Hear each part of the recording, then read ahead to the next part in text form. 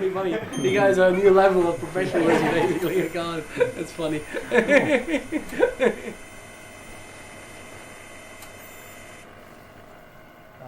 I watched Star Trek in primary school, and I knew then I wanted to be science officer on the Enterprise. And then I did some research and tried to figure out what do I need to study to become science officer on the Enterprise. And turns out physics seemed to be the closest option to achieve that. So a quantum computer has very little to do, in fact, with a conventional binary computer. It works on an entirely different principle, basically. And the key part is that a quantum computer does all possible options at the same time. Now, one of the strong points, or the strongest point, in my personal opinion, about a quantum computer is a quantum computer is capable to simulate any other system in nature. So if you think about science, all sciences are basically based on quantum physics. Biology, medicine, everything fundamentally is based on quantum physics because atoms behave according to that theory called quantum physics.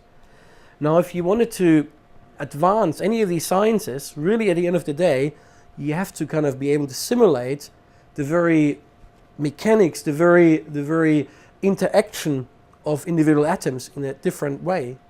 And now in order to do that, you need to have a very, very powerful computer to do this. If you are putting the work in to do math, to do physics, basically, you may well develop a way how to teleport people, you may well develop an entirely new technology, and it's well worth. What comes beyond is beyond what you could possibly imagine.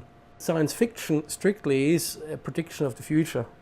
In fact, if you ask me, imagine what's going to happen in 10 years' time, then a science fiction author may be much more qualified to answer that question in a way, a good science fiction author.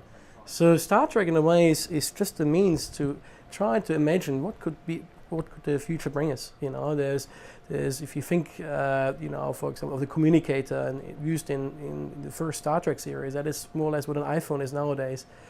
Many predictions have actually come true, and this is what science fiction is all about, is fueling your imagination of what could potentially be done, and then setting out to actually do that.